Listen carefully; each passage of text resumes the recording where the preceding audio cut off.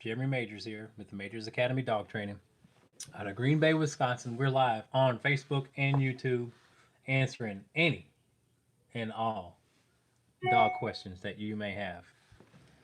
It's real casual around here. You're going to get common sense answers. Yeah, it's the real deal. Holyfield. What's up, Beth? How are you? Dog coming next month. Okay. So don't forget, we're not live on Instagram today. We're live on Facebook and YouTube only. All right. Let me see about that right there. Yeah, there we go. Live on YouTube and Facebook only. Here to answer any and all dog training questions. We got a couple of questions on Facebook that I need to go through first, but the people who ask me live get the priority. You're going to want to dog nap him. He's so cool. Yeah, there's a dog that I had a training session with that I felt the same way about. All right. Let's do this. Dog coming next month. Tequila and pink lemonade.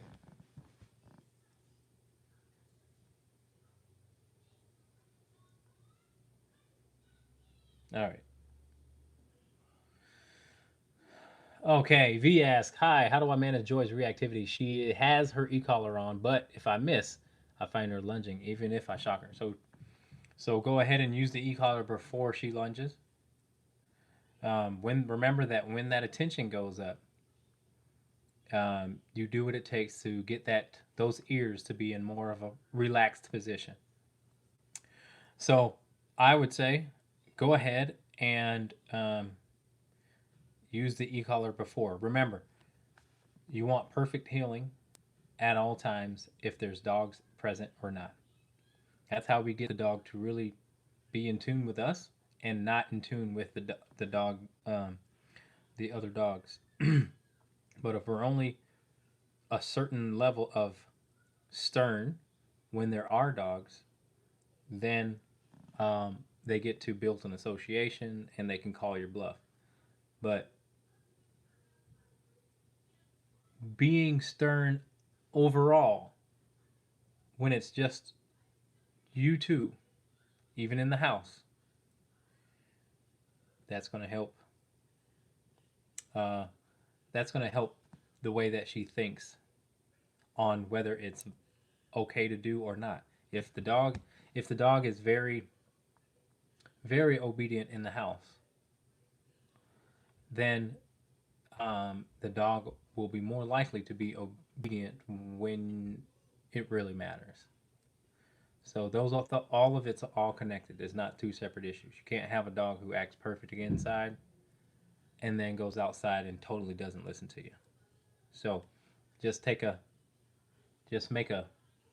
mental note of how well the dog is responding to you when there's nothing that you're worried about, because that's where the magic happens.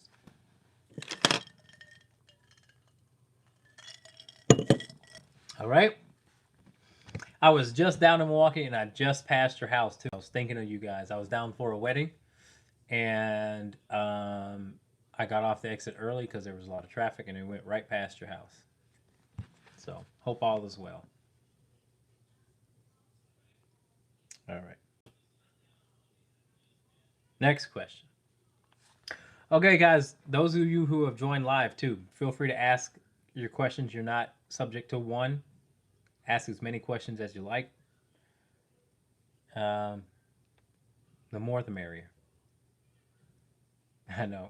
Well, yeah, I should have. You're right. But I had my suit on. I had my suit and tie on. All right. This question is for Gene O'Brien. We have a 6-month-old Aussie that jumps on everyone and everything. We've tried kneeing her, doesn't work. She's too fast. Next.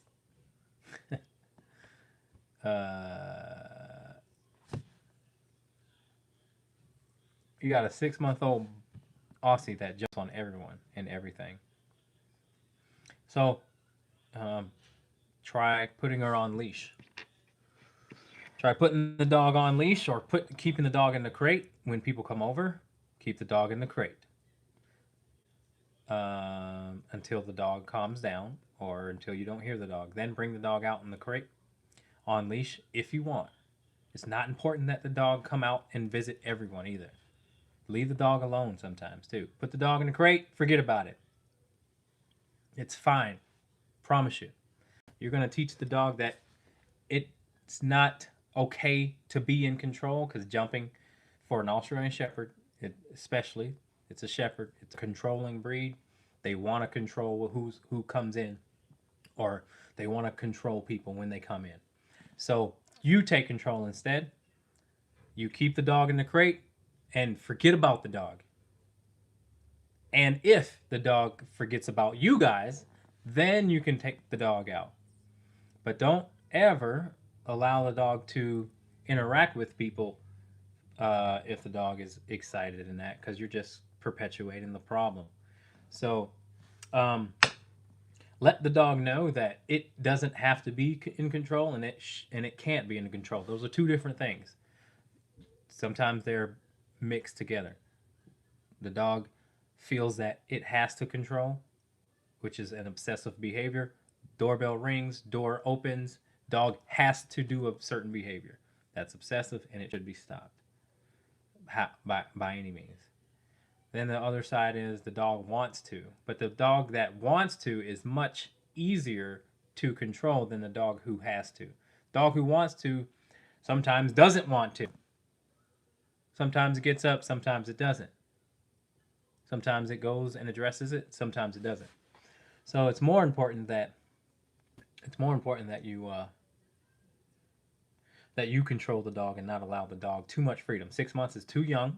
Keep the dog in the crate until people are cool and calm. And if you have people who are adamant about saying hi to your dog, hide your dog. Get the damn dog the hell away from them people. Jesus Christ. The dog lovers. There was a meme going on that says, if you don't love dogs, you're not my people. And I'm like, dude, I keep my dogs away from people that love dogs, that have to touch my dog, that have to interact with them. It's annoying. Get away from my dog. Stop touching my dog. Jesus Christ. Sorry. Anywho, that's that. What was your name? Gene. I hope that answered your question. If you're watching, feel free to ask another, but 6-month-old Australian Shepherd, I'm guaranteeing you just allowing the dog to do too much stuff on its own, and it's way too young, and it's going to cause problems. Around 10 months, the dog may decide to nip someone. So, you guys want, well, I'll rant a little later. All right. So, next question is for Militia?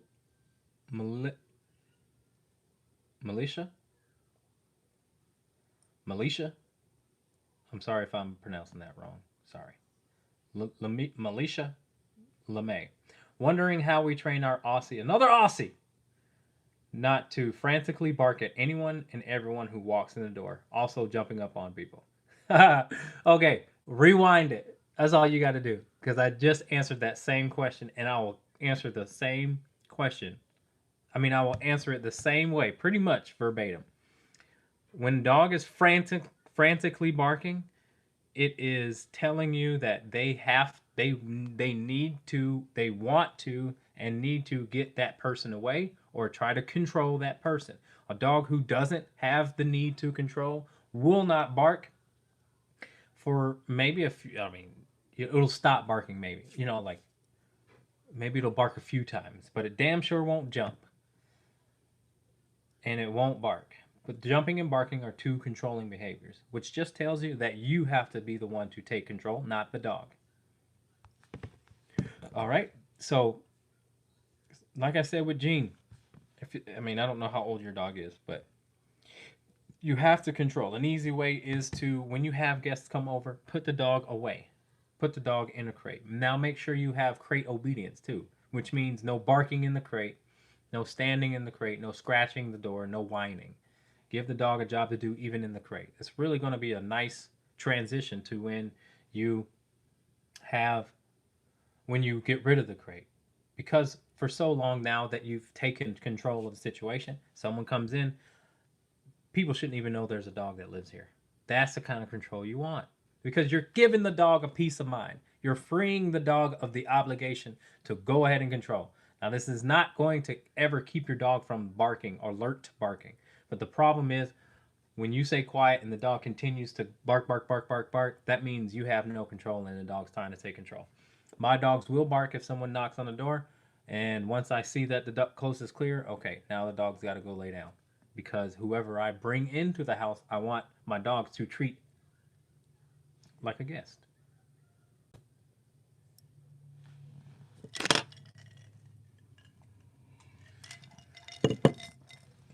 All right.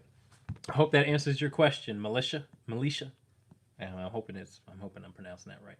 It's a cool name. Okay. Beth said, I taught my 7-month-old pup climb bed. He will stay on it if it's close to us, but he won't focus / stay across the room. He wants to be close to the commander. If it's his adult human or child humans, how can we break the closeness? When he is close, he will stay in command without collar. Well, he's only 7 months, so don't be so tough on him. You know, he's only 7 months.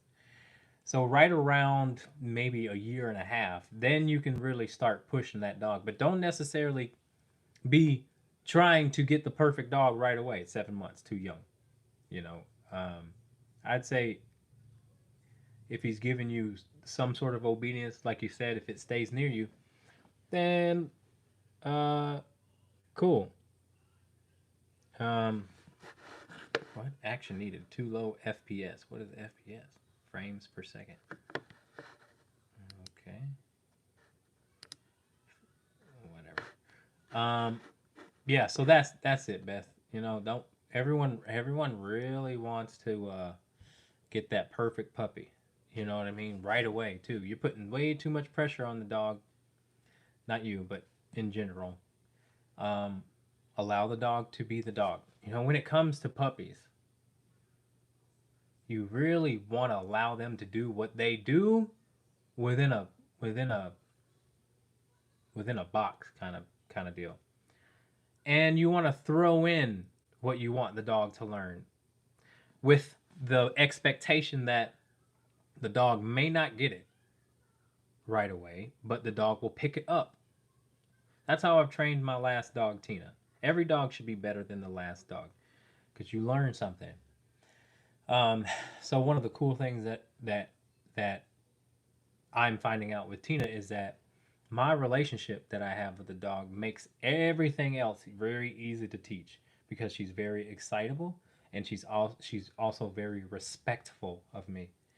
And so it's easy to get her motivated, but it's also easy to get her to listen to me. She went over to I went and took my dog to the groomer. And she went over to the groomer house and they got a farm and they got some cats and they got a kitten. Tina ran over right to that kitten and put it in his mouth. And I said, out, and Tina dropped it right away. So you see how, you know, that's just a cool example of she knows out, she respects me when I say out, right? She knows what out means. And she's never even seen a damn cat before. But again, if you have that relationship with your dog, it should be that easy. And now I can take the dog around cats, and I can really get the dog. I can guarantee success that the dog will get along with cats because it listens to me.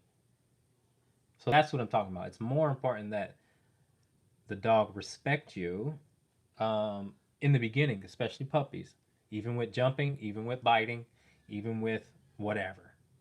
The dog must listen to you in certain things. Again, biting and jumping is the number one and two things. Those are the most common questions I get. How do I get my puppy to stop biting? How do I get my puppy to stop jumping? Okay, it is a respect thing. That's very important. All right.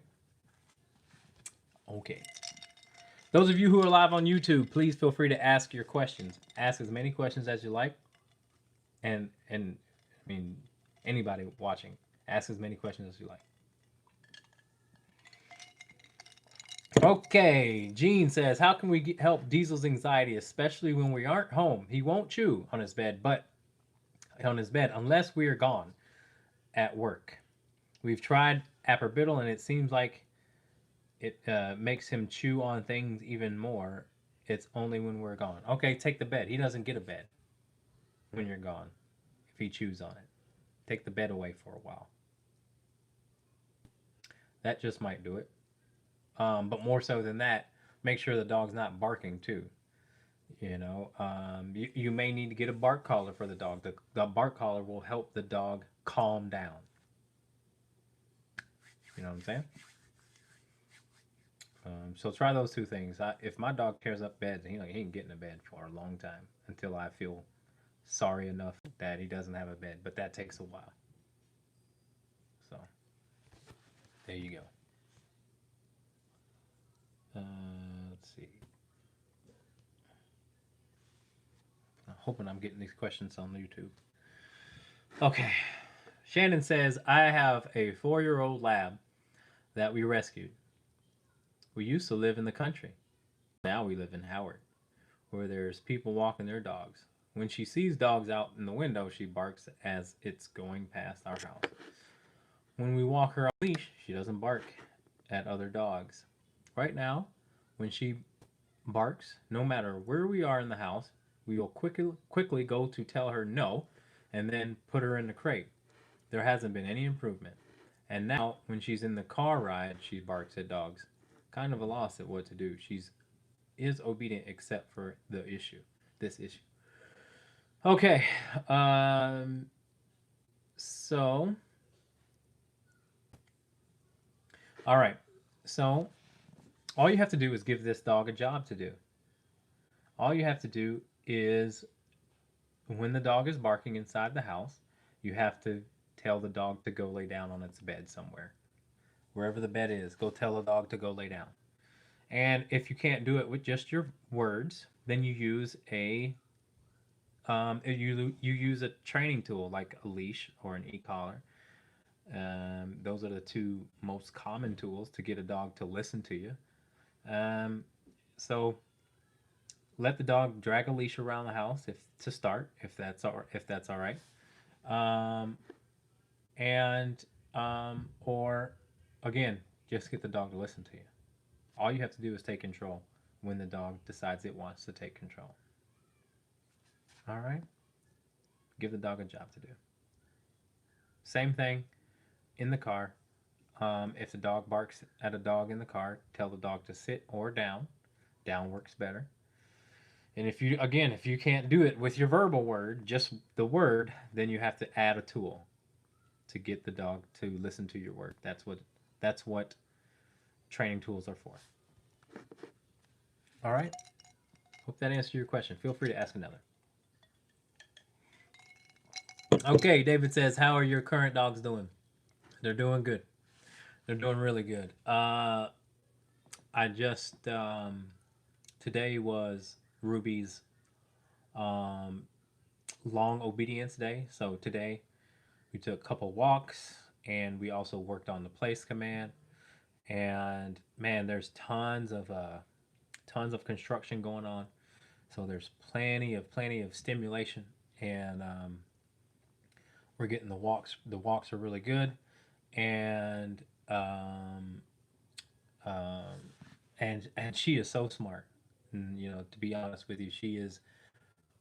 I call dogs who listen to themselves, who listen to the words or listen to commands more so than their own ambitions. Is like they're almost a slave to their own intelligence, because they listen to the command, and again, despite what they want, they still do it. You know what I mean? Despite not wanting to listen, or despite wanting to do something else, they still listen when you say it. So she's a highly intelligent dog, and it's going to be great when you pick her up. I'm excited for you guys. So There you go, buddy. What else I got? I got a Rottweiler. I got a huge pit bull, and then I've got uh, some sort of doodle, but it's like, and then Bentley, the Yorkie doodle, whatever. And he's so resource aggressive. It's funny. Well, not funny, but you know what I mean. So that's what I got. Those are the pack. All right. Hey Rachel, how are you? My dog is a little dick. I don't think anything will help, but that's okay. He's so sweet to me. All right, shout out to your dog then. All right, let's see what else we got. You guys, again, ask more than one question, okay? All right. Let's see. I have a 10-month-old German Shepherd. He likes to body check other dogs. What's the best way to correct that?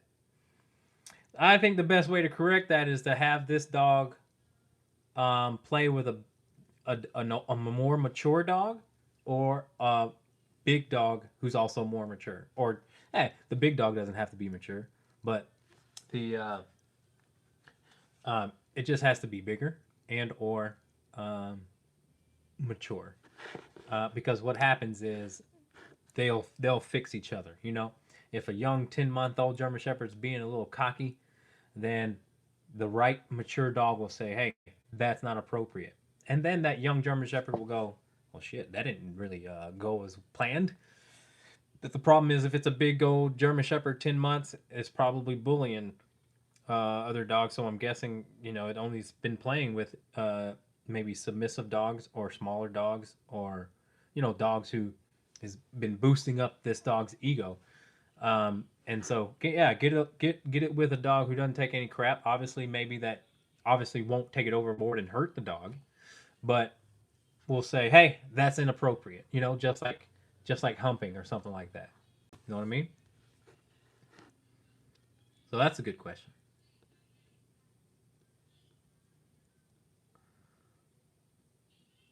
Susie says, when are you taking a vacation? I don't know.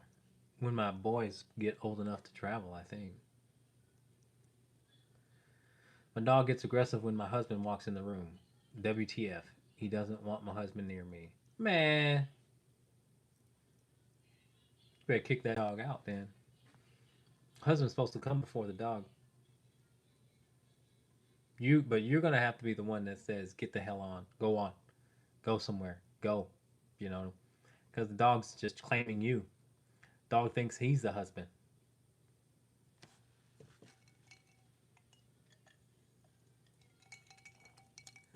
So you're gonna have to get on to him when he decides to get possessive of you. You got a husband. You ain't one of these people who who buys the dogs and die alone. I do. He doesn't listen. You make him listen.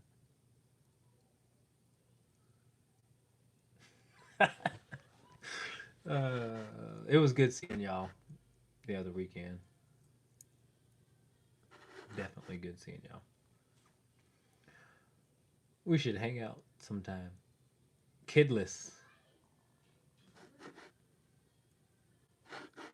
All right. Next question. True, I gotta spank the butt. Yeah. All right. Next question. We have a German Shepherd boxer mix. We've been having problems with whining. We currently live on the 3rd floor of an apartment complex. We can hear him on the base level and the other side of the building. He only whines when he hears our truck coming into the complex. How do we get him to stop? Well, first and foremost, when you walk into the door, you gotta really get him to not be excited. You gotta make him think that it wasn't fun, or it's not a big deal that you've been gone. You gotta make him think that. Because he'll stop really. anticipatory. You know, it's that anticipatory mindset that gets them to go, oh my God, they're here. Oh my God. You know, and it's like, you don't want that. So you kind of got to be a little bit mean to them as far as not saying hi to them when you walk in the door. You got to be like, go lay down somewhere. Jeepers, criminy almighty. Do not allow that dog to come and excitingly, definitely not jump on you, but do not pet that dog if it's being crazy. Because if you do, you're just going to, again, perpetuate that scenario that you've been gone. And German Shepherds are definitely clingy, you know. Um, they're definitely clingy dogs. So push that dog away, tell him go lay down, or, you know, something. But you cannot pet that dog when you first walk in. Come inside, tell the dog to go lay down, and that's easier said than done. But but basically, he cannot be excited when he sees you at first. He can be excited after a while once he calms down outside. All right. The other thing is, don't leave the dog. Don't let the dog follow you around the house.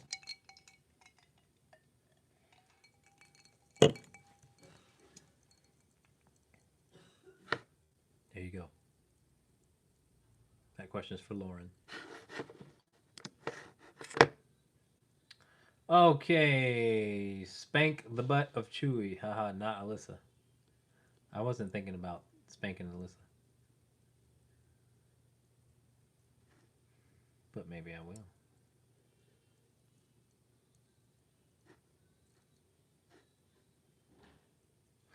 Um, I sent a message on YouTube. No, I didn't get it. Where's my questions at? Oh, I'm hoping people aren't asking me and I ain't seeing these sons of bitches. Okay, there you go. Okay, I got you now. All right. So you say, which bark collar do you find that works? So it's called the YS. Here, it's either called the YS 500 or YS 800 from Dogtra, and it's about $80. You can get it at Cabela's if you got one. Dogtra. There you go.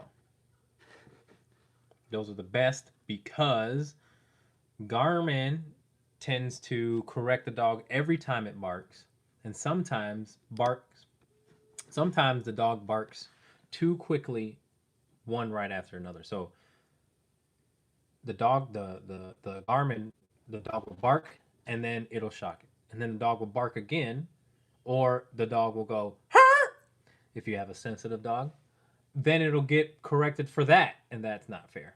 The Dogtra YS500 or S800 corrects the dog for barking, and then it has a nice 15-second delay so that it doesn't correct the dog if it decides to yelp. So YS500, Dogtra YS800, most reliable, and it's really good. All right. Thanks for your question. Feel free to ask another. All right, Hashim is doing really good. We have been practicing the down outside the porch where he see people walking in the cars coming to the front of the house and keep staying down without barking at all. Good, good, good, good, good. I'm so glad. You know, we need to start an aftercare program. I really like the fact that I was able to send you to someone who I personally trained and taught, and you got a calm dog back. You know, like there is a place now, not now, but it's been for a while, that I've been able to send my ex-clients to for boarding, because I don't do boarding. But this person does boarding, and she knows what the hell she's doing with dogs. And dogs that are really sensitive, you know, to environments and that. Because that boarding place has a very similar system to mine, the dogs, boom, get along and do very well there. And so I'm really glad you got to take advantage of a great boarding place. If anybody needs a great boarding place, it's in De Pere, Wisconsin, but guaranteed your damn dog is going to be better when you pick the dog up. And the place is called the Beckett School for Dogs. All right. Shout out to Stephanie. She does great work. All right, let's keep it rolling, y'all. What do you say?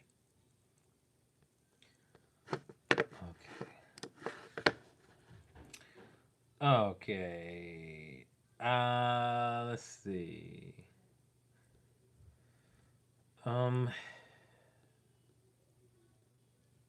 We have a new pup. We went away for the afternoon, and I got home, and he was out of the metal crate. I'm 90% sure my other dog opened it. Suggestions: carabiner, or some sort of latch that'll latch the door shut. Carabiners will work really well because you can take them off. If you've got the other dog that decides to want to open it, then that'll keep it from doing that. All right. Thanks for your question.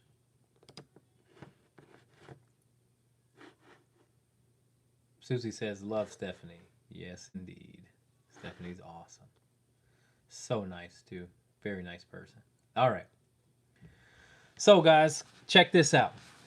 If you baby your dog, you want to know what you're also doing to your dog or giving your dog? If you baby your dog, you are going to keep them fearful and you're going to gift them anxiety.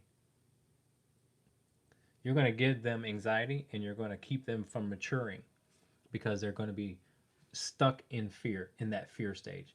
There's always a fear stage that happens in a dog's development. Every puppy kind of goes through it a little bit. And if you baby your dog, I'm telling you, if your dog is quote unquote a big baby and it has anxiety, it's your fault. If your dog is fearful of a lot of crazy stuff, it's your fault because you gave in to short-term satisfaction as opposed to thinking about how this is going to affect them when they become an adult. Because you got to know, especially if you have a dog who is a intimidating looking dog or a protective breed, that they are predisposed to be cautious by nature. That's what makes them protective. And so again, we want to give our dogs everything, but we also have to know or stay aware that it's a relationship, which means they need to give you something too. If you give them a good life, expect that they can give you good behavior instead of accepting bad behavior and making excuses for them because you love them. You know, we tend to allow certain things to go on that in the back of our mind, no, we know that it's not right, but because we love them, we let it go. But it is our responsibility to educate first, especially with these young dogs. They got to be able to learn about this world instead of only caught up in your short-term satisfactory pleasures. Petting petting is exactly that. You want to make sure you're petting at the right time. Use affection as as a means to get them to use their brain.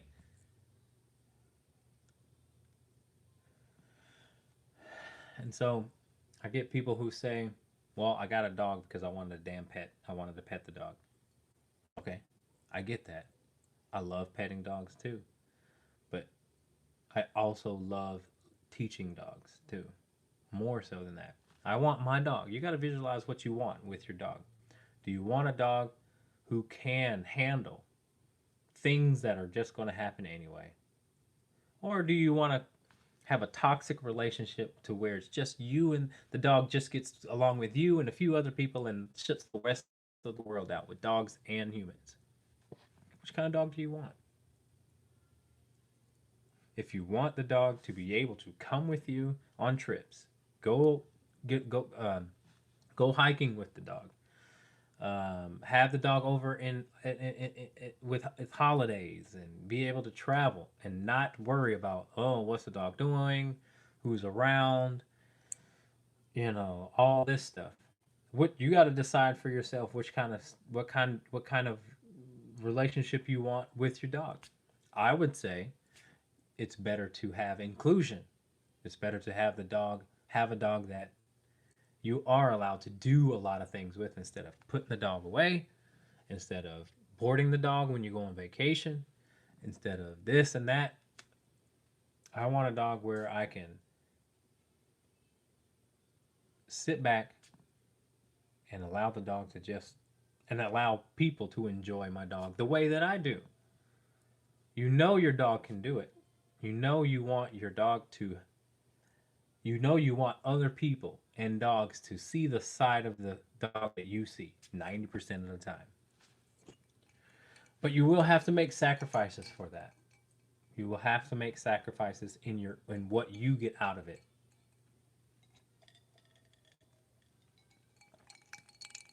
Yes, I agree. There's no better feeling than to be loved by a dog. Awesome. But we also, again, have to think long term, not just short term. When you walk in the door and you pet your dog, knowing that the dog barks at people, jumps on people, even bites people.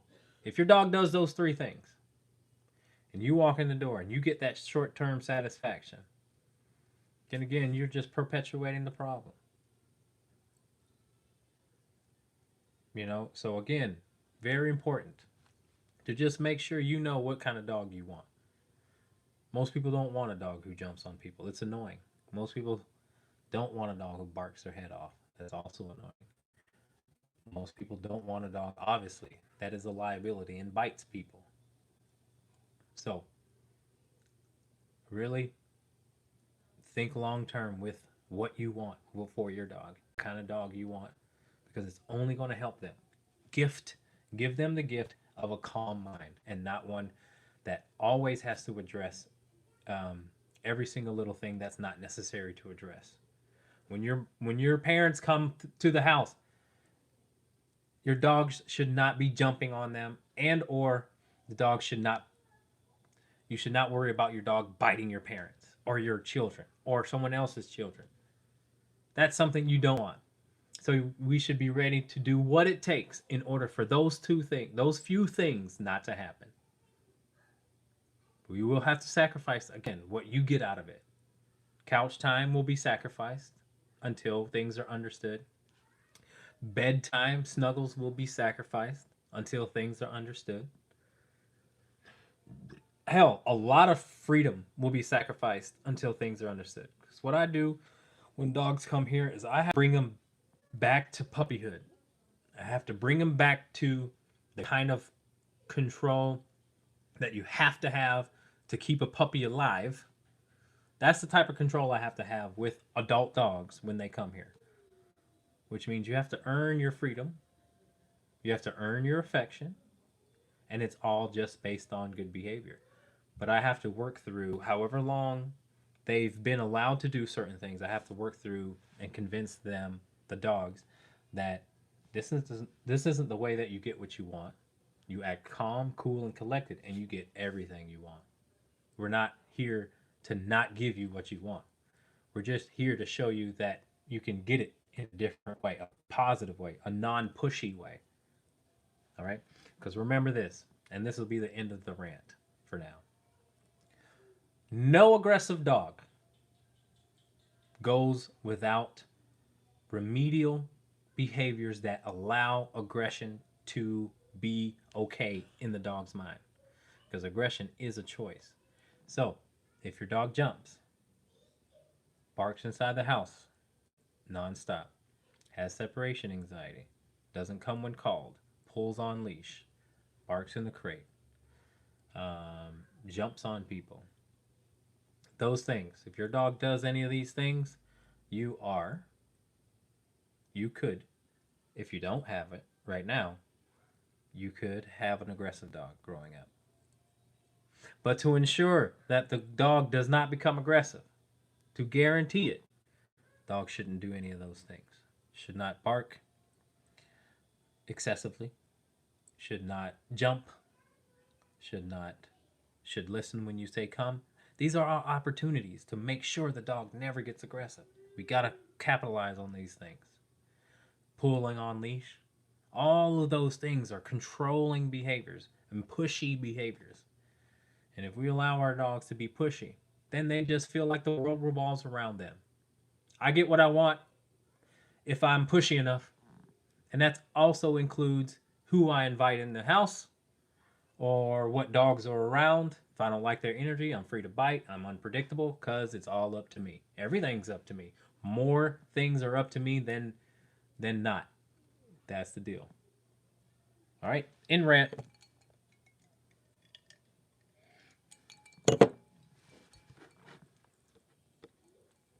All right, Stephanie says, yes, I really like her, and I'm pretty sure that it helped way more because he was around so many dogs during that week. That was great practice for him. It was the first time that he spent so many time without us, and very important, with other people and dogs. You guys are the best. Thank you, Stephanie. I appreciate it. I really, really do. Thank you. Rory says, "How about good with some people and slow to trust others? Once you're in though, and that's fine too. The dog is, as long as the dog doesn't do anything negative when it becomes slow to trust others. You know what I'm saying? And Vivi's not an easy dog. Here's the other thing too, guys. Don't be so hard on yourselves when it comes to these certain dogs, because there are dogs who are genetically a lot tougher than others. Not every dog in the shelter was abused. That's bunch of bull crap. There's just some really poorly bred dogs out there. It's not too hard to believe. Okay? There are just some tough dogs out there, man. So don't be so tough on yourselves. There's some extremely tough dogs out there. So just because your dog is afraid of men doesn't mean there is that a man. I'm just sticking up for my man, okay? Just because your dog is afraid of men doesn't mean that the dog was beat by a man. Because you want to know something? The dog would probably be afraid of a dragon or a bear or a lion, and it doesn't mean that they were beating that dog either, right? Come on. So, all right. Okay. Should I leave Hashim on his crate during the day while I'm at work 9 to 10? Does not matter if he do good while he's alone. Well, I don't know what you mean. If he does good while he's alone, then no. I mean, don't crate him. If you are worried that he is going to be up too long, hire a dog walker, or someone to let him out that maybe he trusts. But whoever you decide to get him to let out, make sure they know the system. Remember, we talked about that. Because it's more so about the system, more so than about who it is. And that's important to know too. Dogs will respond when they're fearful. They'll still respond to the training that they've gotten. If the training was consistent. I teach my dogs to respond to strangers. If they know the system, then they'll be fine, even if the dog was human aggressive. So if the dog was human aggressive and the people who let them out know the system, they will default to their training more so than their own feelings. Okay? So, there you go. How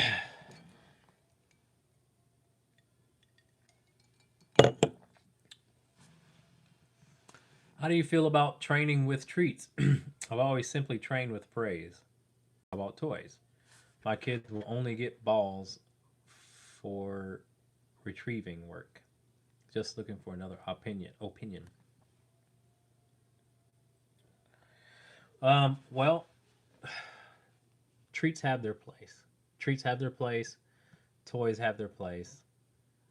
Um, but they should all be under. They should all be under the respect that the dog can obtain from you. Treats are for learning, even toys, but they're not. But they're not you, and you want the dog to listen to you and not listen to treats or toys. Um, this modern day training is failing a lot of dogs and getting a lot of dogs killed, to be quite frank. Um, because there are trainers who just rely on treats or toys, and those are two things are superficial. What's constant between you and the dog? You, and how consistent you are. That's what stays. Treats are a bonus. Toys are a bonus. I don't want my dog training. I don't want my dog um, working for treats or toys. What happens when you don't have them? Then what? How do you get your dog to listen if they don't listen to you? So, in my mind, treats are to teach puppies. Not even teach. It's just to manipulate them. You're manipulating them based on their inability to actually, you know, learn something as complex as sit without it. So you're manipulating the dog. You put the treat up, dog's head goes up and butt goes down. Then you got to sit. Congratulations.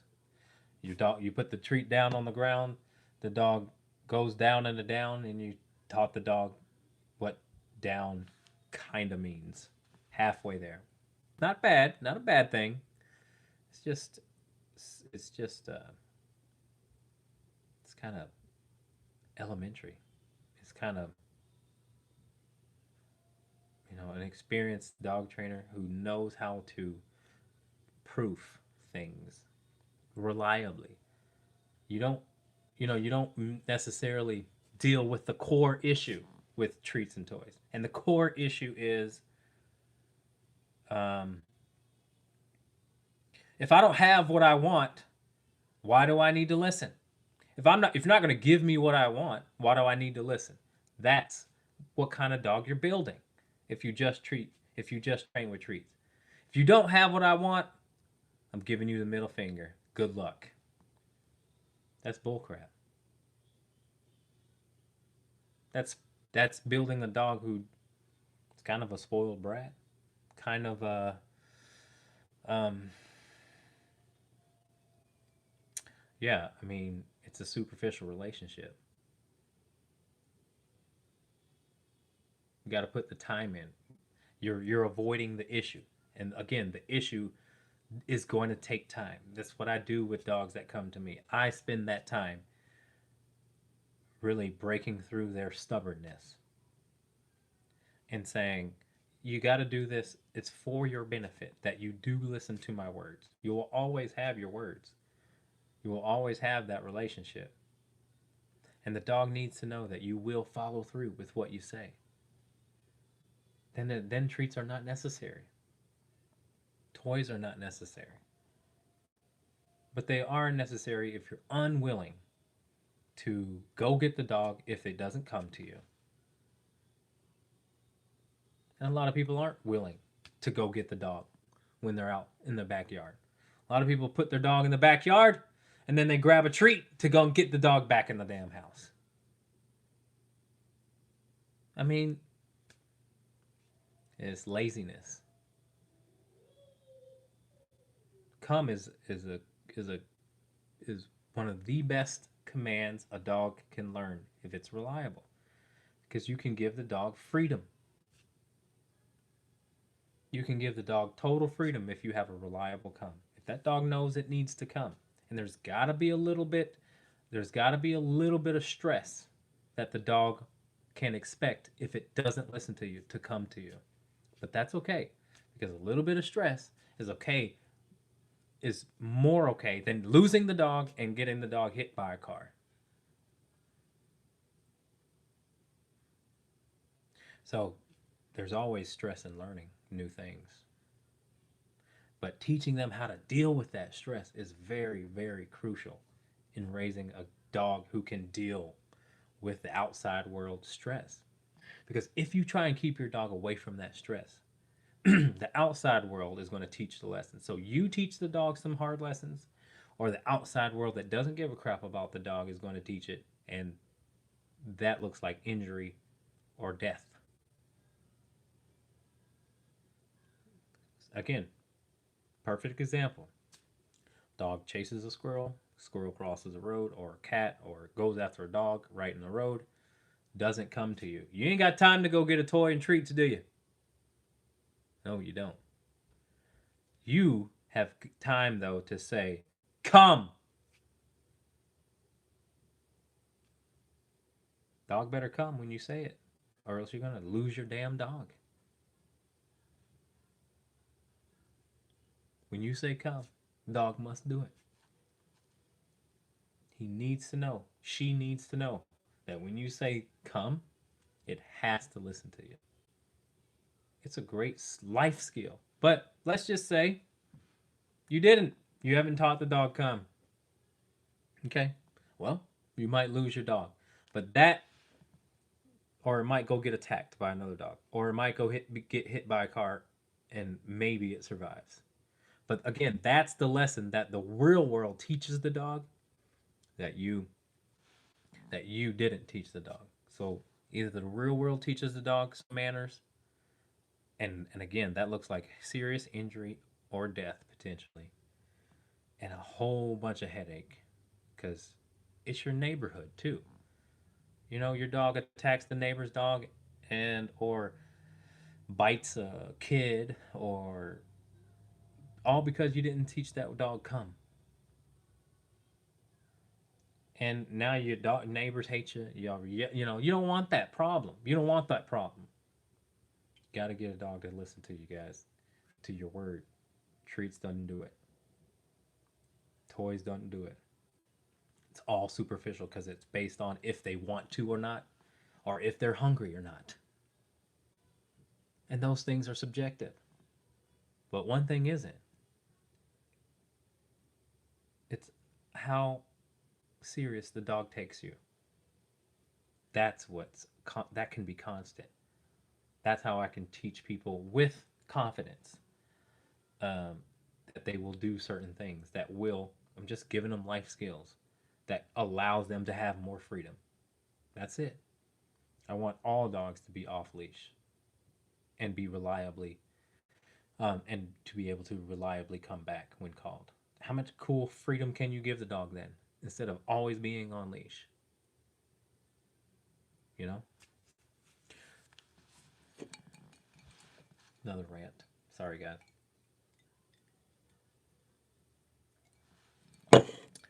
I'm very passionate about that. This Facebook crap, the social media stuff, man, it only perpetuates short-term satisfaction.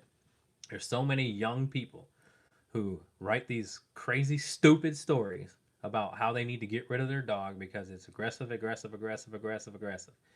I can already tell that that young person bought the dog not knowing. They want the dog, but not the responsibilities. That's what the problem is. They want all the benefits that they can get from the relationship, but they don't give anything to the dog. They think giving the dog treats, pets, food, a cool bed, they think that that's taking care of the dog. Not how the dog walks, not even if the dog walks. No, there's plenty of people who walk their dog, but just walking the dog wrong. But These young people today, man, they want the dog without the responsibility. And again, Facebook just shows the glamour side of it. Not even the glamour side. If you show pictures of your dog on the daggum couch all the time, it doesn't impress me.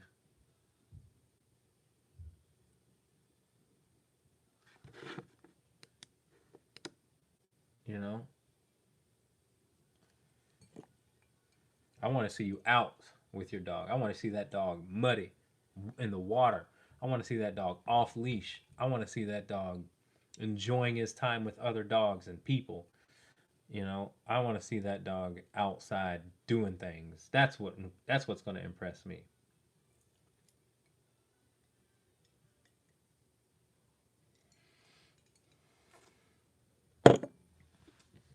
Susie says, when I adopted my rescue shepherd, Merlot, I did a 3-day training seminar with her within 3 days. Great bonding experience. Day 1 was basic obedience. Day 2 was retrieving work. Or day 2 and 3 were retrieving work. Do you offer anything like this? I do this seminar every year as a great reminder and refresh.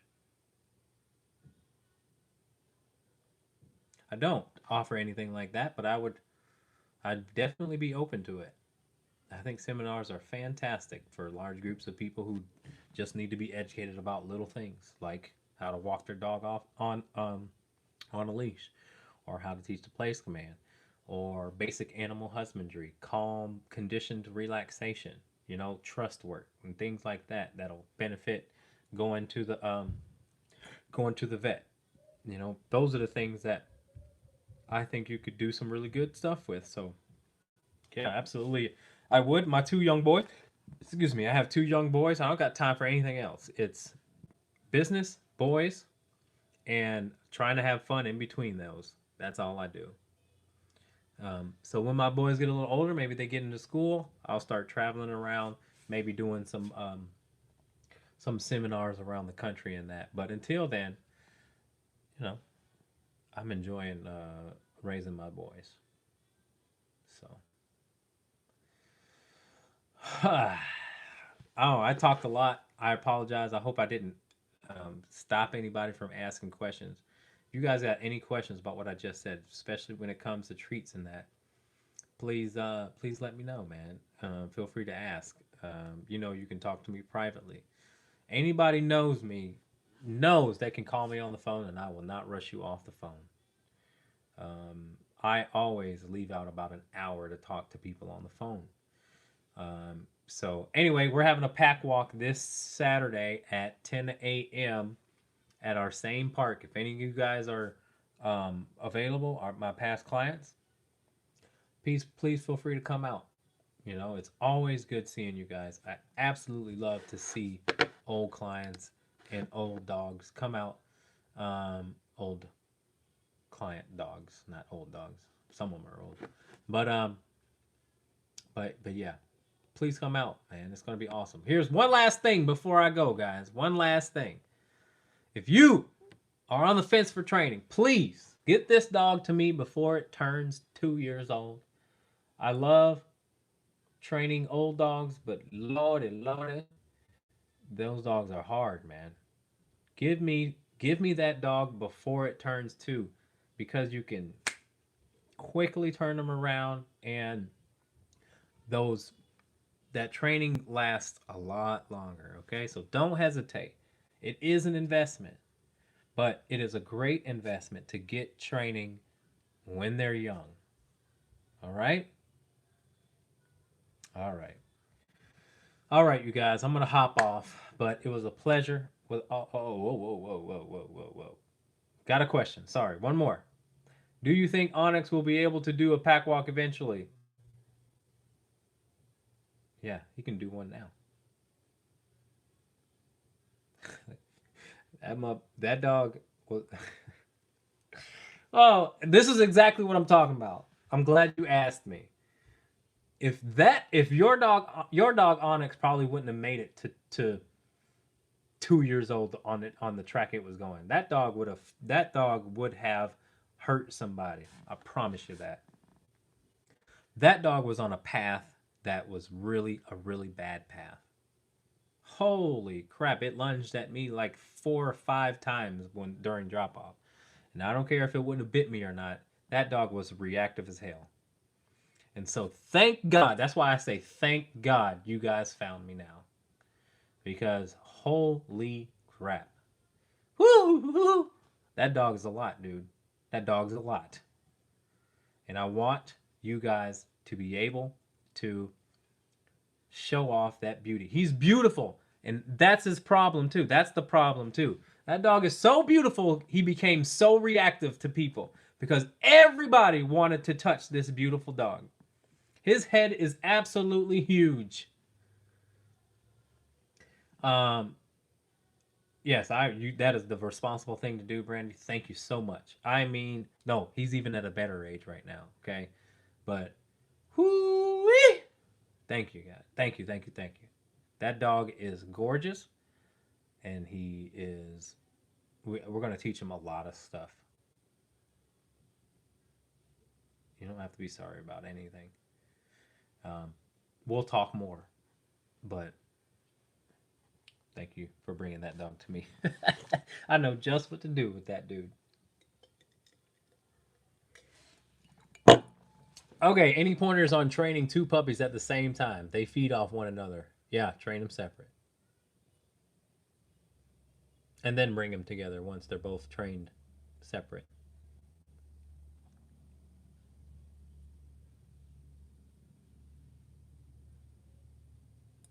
All right. Everyone. There's a whole bunch of construction workers around our house, and boy, were those guys just smiling at Onyx. Oh my God. I mean, Onyx is incredibly handsome. It's crazy. So anyway, we're gonna get him to act right though. Okay, I want him to be a ambassador for the breed. Let's get that thing going. Thank you for bringing him to me. I promise we're gonna do our best with him. Okay. All right, guys. I'm gonna hop off. Thank you guys so much for watching. We'll be here. I don't know when. I can't schedule it now because life is too crazy. But hopefully we'll be here not too long from now. Okay. I really appreciate you guys' question. Feel free to like, share, comment, hate it, love it. I don't care. Just do something. All right. We'll see you guys next time.